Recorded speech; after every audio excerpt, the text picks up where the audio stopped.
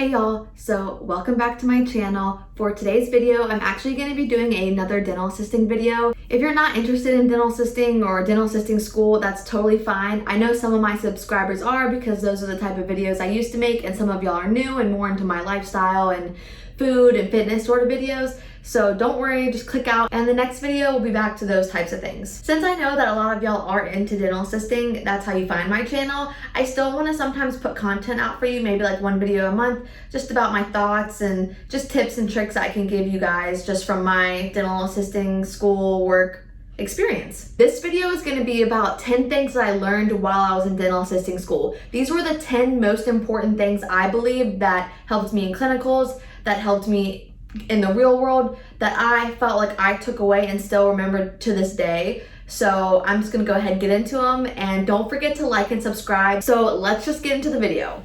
So the first biggest thing that I learned while I was in dental assisting school, and this is probably literally like one of the first things everybody will learn, and that's head, mouth anatomy and teeth anatomy. So just like the bones in your head and your jaw and the muscles in your face and like your eyes and nose. You'll learn all the scientific terms, I guess, for all of these parts of your mouth and head. And then you also learn a lot about teeth and the surfaces of teeth. You have like mesial and distal, you have lingual and buccal, and then you also have teeth numbers. All your teeth are numbered, and there are, I believe, 3 or 4 different systems of numbering, but the most common is just the 1 through 32. Being able to understand the surfaces of teeth, especially when you're talking to patients or the doctor, they'll really appreciate that you understand these terms, because a lot of doctors, I mean, they obviously went to dental school, so they had to learn a lot more than you did. So if you understand these terms and bring them out with you into the field from school,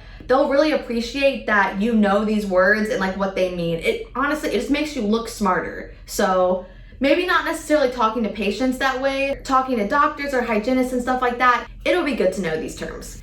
The second most important thing that I learned in dental assisting school is taking alginate impressions and then pouring the models and trimming them.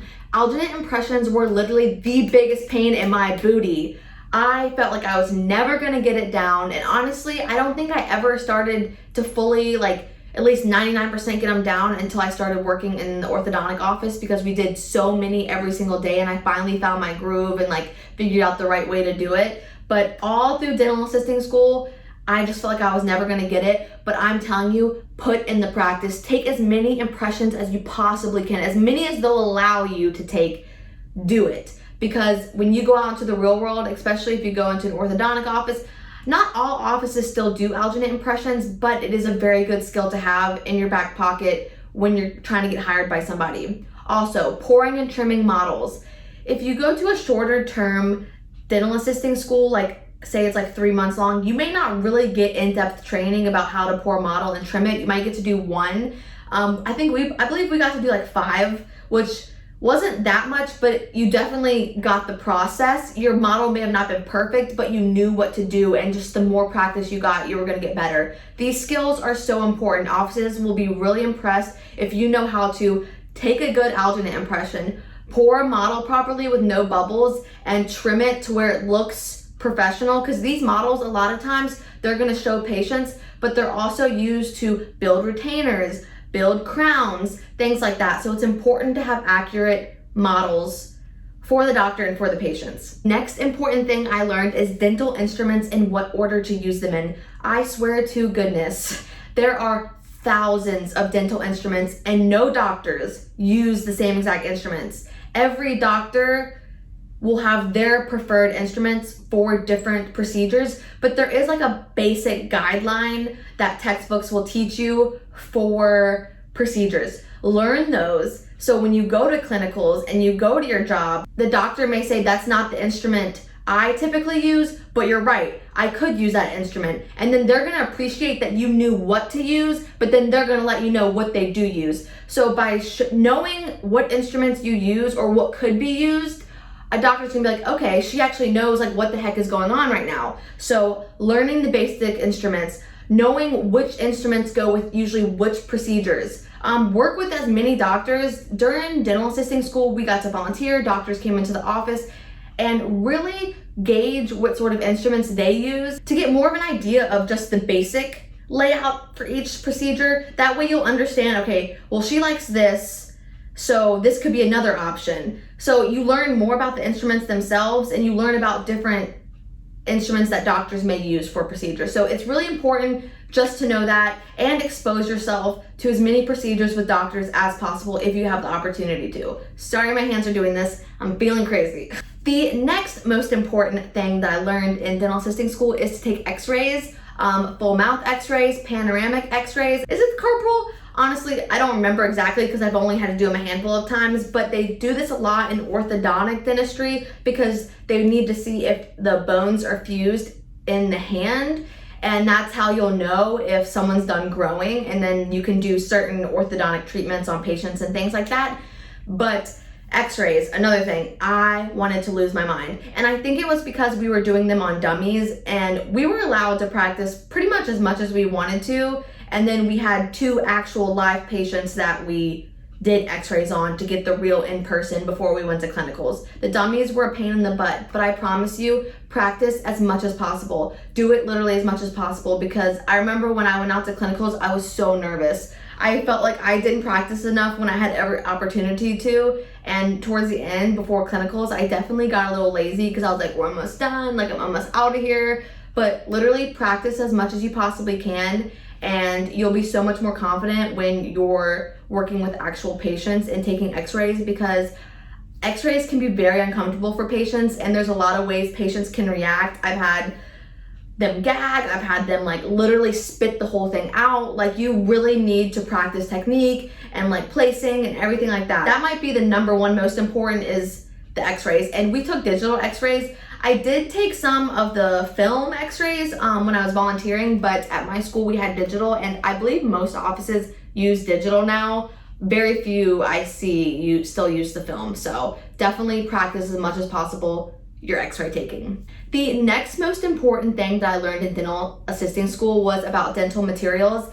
And by dental materials, I mean like cement, sealant, bond, gutta percha, which is for root canals. And I mean, there's like 1,000 different brands and types of each of these things, and there's like a million other types of materials. But learning the basics about each material will help you when you get out of dental assisting school, because you'll be able to look at the actual materials that the office you go to has, and it'll say bond, or it'll say sealant material, or it'll say gutta percha, but like it may not be the same brand that you had while you were in school, but you'll be able to pick up on the keywords and be like, is this what you're talking about? Is this what you need? And then they'll be able to say, no, grab a different one. But at least they'll know that when they said, I need bond, you grabbed something that said bond. While you should learn the common materials, because I do feel like there's a baseline, there's like popular materials and ones that like work really well and that have good deals and stuff like that, it is important to get familiar. Also, learning how to mix the cement properly, practice that as much as possible. Get really hands-on with the materials as much as you possibly can. Learn about the different types of materials as well, and the different name brands and popular ones. The next most important thing that I learned is dental procedures. And by that I mean fillings, root canals, applying sealants, crown prep and buildup, placing a crown, putting on a temporary crown, making a temporary crown. These are all things that you're either going to be a part of or pretty much completely in control, like applying sealants or putting making the temporary crown and placing the temporary crown. So get as much hands-on practice as you can before you go out into the real world, especially if you get a clinical time. Definitely don't be scared to do them. Really, I did a lot while I was in clinicals, but I wish I had done more. So try to get in there as much as possible. Ask a lot of questions. Ask for help if you need help. While you're in school though, try to do as many of these things as possible and practice them multiple times over and over again. The next most important thing is PPE, sterilization, and the cleaning of the rooms.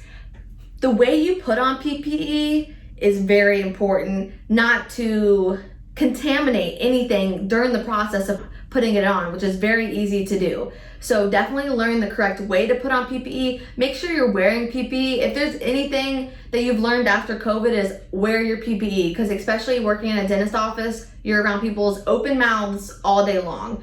So make sure you're wearing your proper PPE, you know how to put it on, make sure you know how to properly sterilize instruments and that you're always properly sterilizing instruments. I have seen some offices that do not properly sterilize instruments and it just gives you a gut feeling. So make sure you're implementing the correct, if you go to an office and they're not doing it right, you need to make sure that you're doing it right and that you're trying to implement that into the office. And if they're not about it, bye. And then if someone else tries to hire you and they're like, well, why did you quit this job? You can say because they were not properly sterilizing instruments and they were putting their patients at risk. No doctor that you go to for an interview after you quit is going to be mad at you about that. And cleaning up the rooms is so important, especially after COVID. Even before COVID, you need to be sterilizing, cavid, spraying and wiping and cleaning every possible touched area. And then at the end of the day, make sure you're doing deep cleans. So running your lines too, which is like the tools are hooked to, the suctions are hooked up to, make sure you're wiping down those lines. And then your suction lines, you put them in water that has a solution. There's different ways to do this, but you stick the hose in the solution in the bucket and it clears out all the lines. You want to make sure you're doing everything in your power to reduce the possible risk of contamination, and it's up to you. Usually doctors don't have any part in that, so you need to get your flow, your rhythm, and just do the best that you possibly can. And you can practice that while you're in school. Get your rhythm, because once I found my rhythm, cleaning rooms took me no time, but I knew everywhere was clean and sanitized. So that's all you have to do. Get your rhythm in school, that way when you get out into the real world, you already have a rhythm and you're not around the room like, what do I do? Find your rhythm. The 8th most important thing that I've learned in dental assisting school is how to greet and talk to patients. And it's honestly one of the things I wish I would have practiced more, because I am an awkward girl. I am so awkward. So I'm gonna tell y'all a story. This is so embarrassing because I have a boyfriend and I had a boyfriend at the time, but like if someone's still cute, I don't know, like I was just nervous. So my teacher came to evaluate me at my clinical site and we were doing a filling. And so I go to get the patient, my teacher is sitting in the room and I walk out there and he was so cute. He was in a leather jacket. I mean, his hair was like he looked like a hot bad boy. And I was like, hi. I was like, come with me.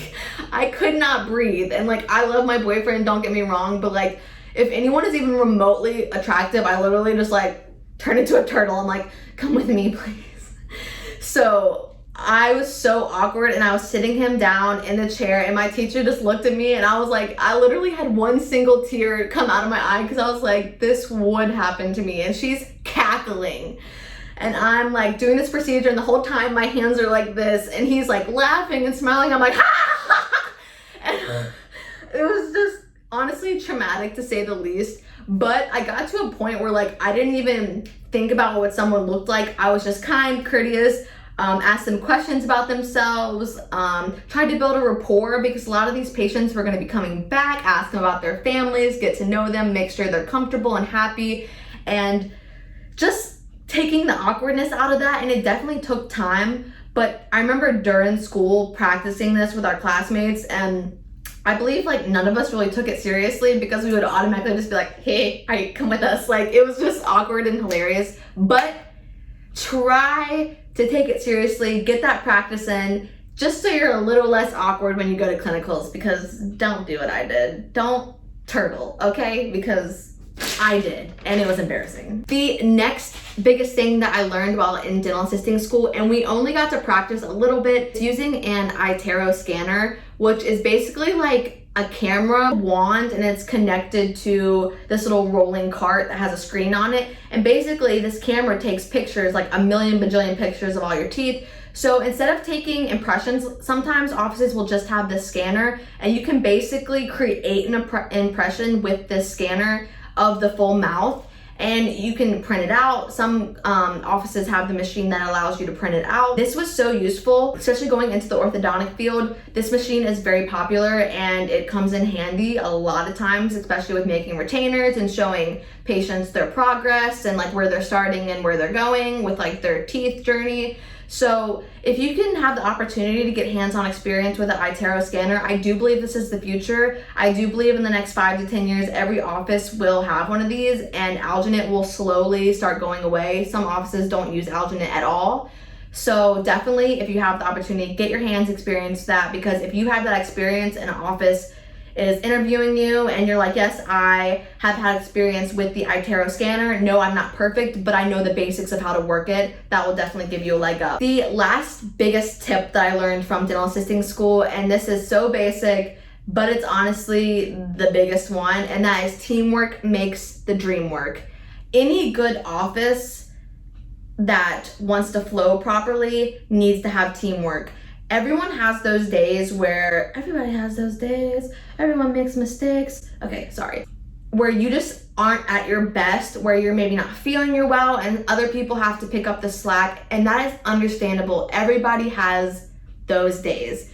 But as long as you're picking up the slack for other people when they have those days, that's how you run a successful and a more smoothly running office. Now, if some people just literally don't do anything and are lazy, and say you're doing 80% of the work and they're doing 20% of the work, make sure you talk to someone, whether it be your office manager or like the doctor, whoever is designated for you to talk to, the HR person. Make sure you go to them respectfully, professionally, and just be like, look, I'm doing this much and she's doing this much, and I just really do not believe that this is fair. Maybe we could figure something out, like a chart list or responsibility list that everyone is required to accomplish before they leave. But if you have a good dynamic where someone's just sick one day and you go and you're like, look, girl, I know you don't feel good, like I'll clean your rooms for you, don't worry about sterilization, like I got it for the day, or just like help them out, then they'll probably help you out too, and your office will run a heck of a lot better. And especially a person, just because you're feeling well, not well, doesn't mean you're contagious. Like people work with colds and stuff all the time like that, or allergies, that's a big one.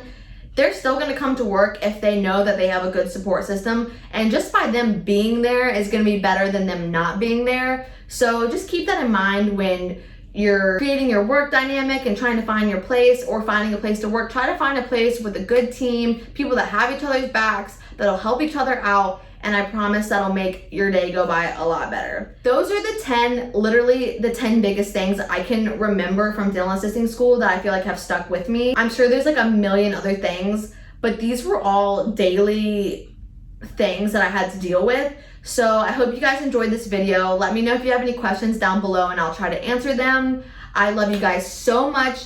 Don't forget to like and subscribe the video so I know to keep making these sort of videos every now and again for you guys. And I love you, and I'll see you in my next video. Bye.